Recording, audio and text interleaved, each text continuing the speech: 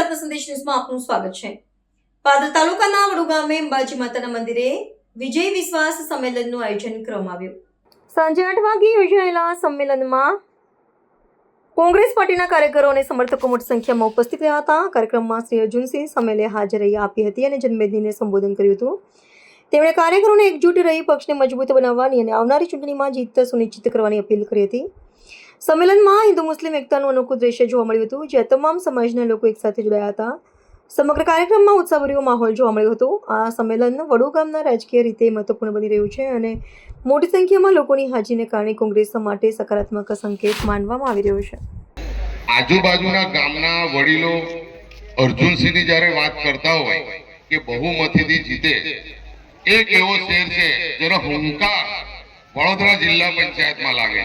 વડુ ગામમાં કોઈ એવો વ્યક્તિ નથી કે આ રીતે વાત કરી શકે, અને આજે જ્યારે એ વ્યક્તિને તમારા ગામની જરૂર હોય અને જ્યારે ગામ પાછું પડે તો આપણું જીવવું બેકાર। મારે વડુ ગામની જનતાને ખાલી એટલું જ કહેવું છે કે તમારા સિંહે જો હુંકાર ભર્યો હોય તો અને એની સાથે એને જીતાડીને બતાવો, ત્યારે આપણું વડુ ગામ, ત્યારે આજુબાજુના તો સપોર્ટ કરતા જ હોય, પણ આપણે પૂરેપૂરો સપોર્ટ કરવાનો અને અર્જુનભાઈને વિજયનો હાર પહેરાવવાનો। જય હિન્દ। દરખાસ્ત કરનાર છે એનો ફોન આવે કે મને આ પોલીસમાંથી ફોન આવે છે, આ તમારો આ કેસ છે, તમારો પેલો કેસ છે, એટલે અમારા ઘનશ્યામભાઈ જિલ્લા પંચાયતના પૂર્વ પ્રમુખ, એમના પર પણ ફોન આવી ગયો। આજે જિલ્લા પંચાયતના પ્રમુખનું લેવલ શું હોય, આજે એ માણસ પર પણ ફોન આવી જાય, એટલે છેલ્લે આ બધું જોતા એવું ચિત્ર દેખાયું કે સમગ્ર ગુજરાતમાં વડોદરા જિલ્લામાં એક હારની બોકલાહટ આ લોકોની દેખાઈ।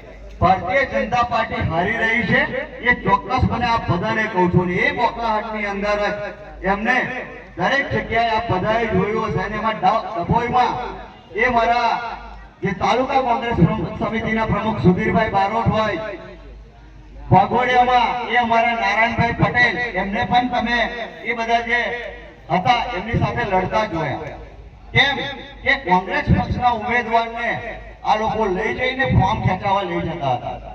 અમારા બંને પ્રમુખોએ સારી એવી લડત આપી, એટલે આ બધા બધું જ જોયું છે અને એ શું કરવામાં આવ્યો, આ બધાએ આખું એક દ્રશ્ય જોયું છે। એ દ્રશ્ય હું એમ માનું સોશિયલ મીડિયાના માધ્યમથી બધાએ જોયું, અને કેસ કરવામાં આવ્યો આમ આદમી પાર્ટીના ઉમેદવાર પાસે એક્ટ્રોસિટીનો કેસ કરાવડાયો। એ 7 જણા ઉપર એક્ટ્રોસિટીનો કેસ, અમારા જે પ્રમુખ હતા એમની ઉપર 2 જિલ્લા પંચાયતની જેને અમે ટિકિટ આપી હતી એને ચૂંટણી લડવાની હતી, એ ચૂંટણીના પ્રચારમાં ના જઈ શકે, આવા 7 લોકો ઉપર એક્ટ્રોસિટીની ફરિયાદ કરવામાં આવી। એટલે આ કઈ તરફ જઈ રહ્યું છે, આ બધાને કહેવા માંગુ છું કે લોકશાહીના મૂલ્યોનું હનન થઈ રહ્યું છે ખુલ્લેઆમ, અને એક બાજુ સરકારી અધિકારીના તંત્રનો, પોલીસનો દુરુપયોગ કરવામાં આવે છે હાલની ભારતીય જનતા પાર્ટીની સરકાર દ્વારા। એટલે આ બધા પાસે એક તાકાત છે, તમે કશું નહીં કરેલું, એમાં કોઈ જરૂર નહીં પડતી। આ બધી વાતો, હું રાજકારણમાં દરેકને સન્માન આપવા વાળો વ્યક્તિ છું। હું મારા બાપ પાસેથી શીખ્યો છું કે સન્માન જ તમારું આભૂષણ છે, પણ નવી ચકલીઓ ચમચે તો આ ટાઈગર થોડો બેહી રહે। મેં એમને થોડા દાડા પર કહ્યું હતું કે નવી ચકલીઓ બહુ ઉડે છે હવે આપણા વિસ્તારમાં। એ ચકલીઓ કહેવા માંગુ છું, 28 તારીખથી તમારી પોંખો કાપવાની શરૂઆત કરી દીધી,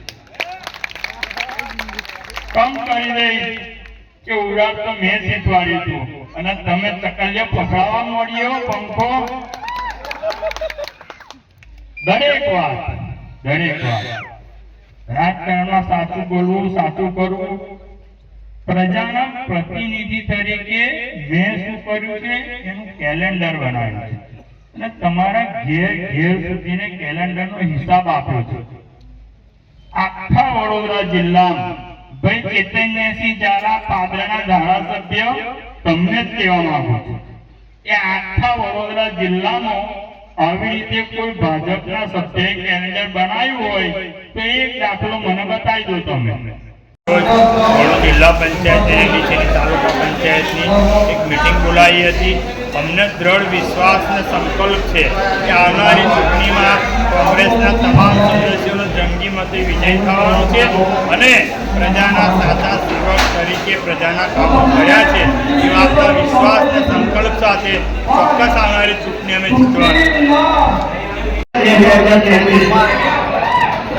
પાદરા તાલુકામાં તમામ તાલુકા પંચાયત હોય કે જિલ્લા પંચાયત દરેક જગ્યાએ જે રીતે અમારા તમામ ઉમેદવારોને જે જન સમર્થન મળી રહ્યું છે એ જોતા ચોક્કસપણે આ વખતે તાલુકા પંચાયત પાદરા કોંગ્રેસમાં બનવા જઈ છે.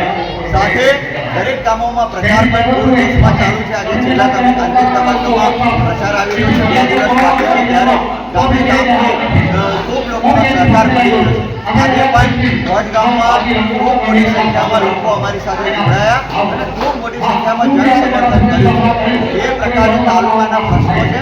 તાલુકાની જનતાને કહેવા માંગે કે આ સૌએ 3.5 વર્ષનું શાસન જોયું છે. એ લોકોની સરકાર 32 વર્ષની હોય તેમ છતાં પણ પ્રશ્નો એના એ જ હજુ પણ પ્રશ્નો નિરાકરણ લાવવામાં નિષ્ફળ નીવડેલા લોકો ફક્ત ને ફક્ત કંઈક ને કંઈક રીતે ખોટી વાતોમાં લોકોને ભરવાડીને ફરીથી મત લેવા માટે નીકળ્યા છે. ત્યારે આ બધાને અપીલ કરીશ કે આ વખતે કોંગ્રેસને સમર્થન કરીને પાદરા તાલુકા પંચાયત તેમજ જે 6 જિલ્લા પંચાયત પાદરાની છે એમાં આપ સૌના સહકાર આપવો અને કોંગ્રેસના પંજાને જીતાડી આપ સૌ જંગી બહુમતીથી જીતાડશો એવી અપેક્ષા છે.